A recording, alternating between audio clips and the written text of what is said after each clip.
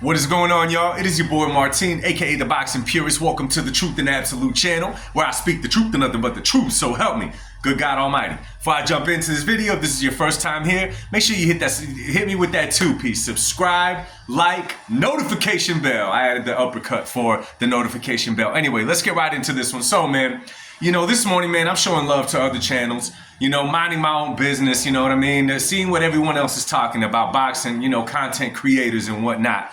And I happened to run into the one of Shawn Porter. I forget the name of his show, but shout out to his show. Great show he has, lots of followers.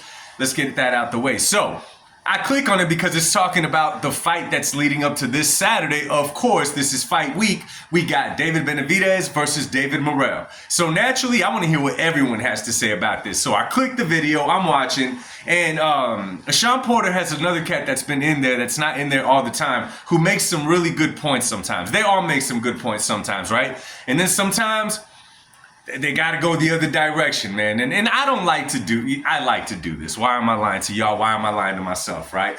It gives me an itch, you know what I'm saying? Like, I'm all for opinions. I'm all people for saying what they want to say about anything, right? You come and tell me, oh, I think this person's better than that person, cool. I think this person could beat that person, cool. I think in this fight coming up, this person's gonna beat that one, cool. The second that you start speaking out of line, though, now you're giving me something to talk about. Okay, now you're giving me content. Now you're feeding me to give it right back to you, okay? Now, the video started off cool, man. They're talking about this fight Saturday night, but they cannot help, okay? They cannot help but throw a jab at Canelo sometimes, and that's when it gets really annoying. Not only when it's Canelo, when they do it to any fighter, okay?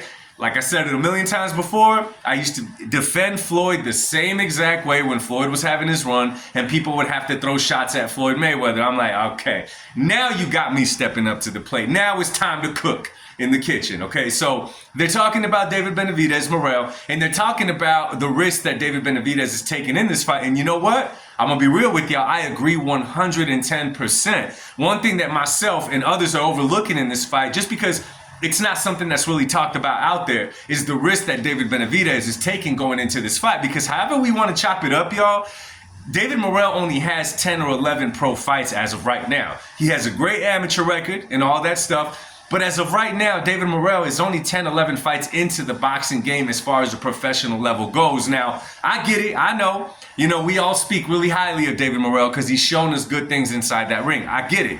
Some boxing analysts, they put him way up there, way out of control, but whatever, that's not what I'm talking about here. So at the end of the day, we got to give credit where credit's due, and Benavides is taking a big risk at giving a shot to somebody like a David Morel, who is not that seasoned yet as a pro, who hasn't accomplished that much as a pro, and he's putting it all on the line against this guy. That was all good, and I was like, you know what, yeah, very true. We don't give him enough props for that. They keep going, and all of a sudden, here it is. Oh, other fighters should take notes. And I'm like, no, he's not. No, he's not. So then the other dude starts breaking it down. The dude with the long hair, he starts breaking it down, and he's making valid points. He got my attention. I'm listening. And then he finally kind of goes in there and he says where, unlike Canelo is doing at that stage. That's when I was like, okay, why? Why do you have to go that route with this? Why can't you not just keep it David Benavides and David Morel? Because damn it, they're getting into the ring this Saturday, not Canelo Alvarez. Who knows if Canelo's even going to be watching it? He may be playing golf. He may be riding horses, okay? He may be eating tacos at his brother's shop. Who knows? Why bring him into this? And this is why we always say that y'all tie Canelo's name to Benavides. Anyways, so then I start thinking to myself, bruh, really? People seem to forget, okay? People seem to forget. And now let this be a reminder to all of you guys that seem to have only caught the second half of Canelo's career, who didn't quite catch the part when he was going up and climbing that ladder, who only caught after he was already solidified with his legacy and just kind of fights anybody at this point, okay? Canelo Alvarez gave opportunities to fighters that didn't necessarily deserve it. One in particular, okay, and a lot of y'all could call it controversial, whatever you want, he gave a shot to Erislandy Lara. I don't know if y'all familiar with Erislandy Lara now, okay? Right now, he has like 6 straight knockouts. I've always been a big fan of Lara myself. A lot of people thought he beat Canelo when they fought. I didn't, but a lot of people did nonetheless, okay? And I'm thinking, did y'all forget? That's just to name one. Okay, Erislandy Lara at that time was a dangerous fighter, and at that time he didn't bring nothing to Canelo that Canelo necessarily needed. It was a fight that got made. If y'all remember correctly, Lara approached him after one of Canelo's fights. It was the post-press conference. Erislandy Lara approached him, and Canelo respectively said, "This is not how you make fights." Whatever happened, they ended up making the fight. Canelo gave him that fight. You know what they call those fights? They call those fights high-risk, low-reward fights. Because no one was lining up at the door for this matchup. There was other matchups at the time that I'm not remembering at this moment that were a lot more intriguing for Canelo to be putting out there to the public, because he wasn't quite, I guess he was the main attraction at that time. He just wasn't quite the cash cow that he is now. Okay? So when I heard this instantly, I'm like, do they forget, or do they purposely just like throwing jabs out there? Or do they simply not like this man that they got to be throwing jabs at him? Listen, there's a few fights that I could talk about that Canelo gave opportunity to. And this is my other thing. Could you guys imagine, okay? Could you guys imagine if at some point Canelo, and this is not taking anything away from David. This is not coming out of David Benavidez's mouth, okay? So I'm not taking it there. I'm talking about the dudes on the Shawn Porter podcast or whatever it is, okay? Could y'all imagine Canelo getting into the ring with somebody that only has 11 or 12 fights, okay?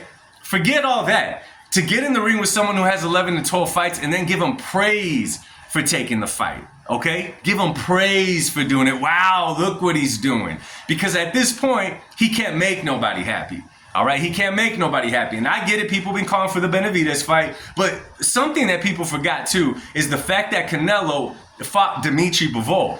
Again, at that time, this was already cash cow Canelo against Dimitri Bivol, okay? This was already Canelo king at 168. No need to jump up to 175 because he already made that leap in weight classes so many times in his career that he didn't have to put it all on the line, kind of all on the line, his record. It's not like he lost any belts in that fight, to face a Dimitri Bivol. Now, mind you, I get it at the time, the true colors of a lot of people came out when they called Dimitri Bivol a cherry pick, which means they were instantly trying to discredit Canelo before the fight even started. I'm talking about Paulie. I'm talking about Teddy Atlas. There was a lot of people that were already trying to discredit it just in case he got the win. Plenty of boxers were. Cherry pick, cherry pick, cherry pick. Canelo loses. All of a sudden, the attitudes completely change. And what is it?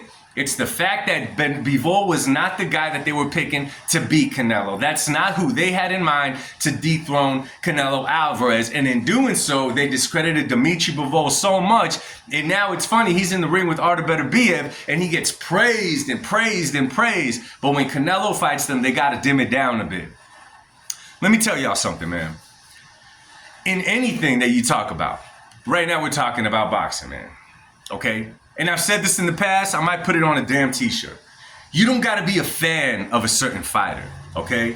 Just because you give fighters their flowers does not mean you're saying that they're better than your favorite fighter. Just because you say that a guy is great doesn't mean he's greater than the guy that you think is the best ever, okay? That is not how this works, all right? I could say fighters are great, and it doesn't mean I'm putting them on top of who I think is a better fighter. I'm simply confident enough to say, yeah, this dude is good. When you cannot do that, when your body does not let you, when you just got that inner demon just screaming out of control, don't do it, okay? You're leaving the place of being a fan. You're leaving the realm of just being a fan of the sport itself to just being a fan of a fighter, the sport coming second. Does that make sense to y'all? Does that make sense to y'all?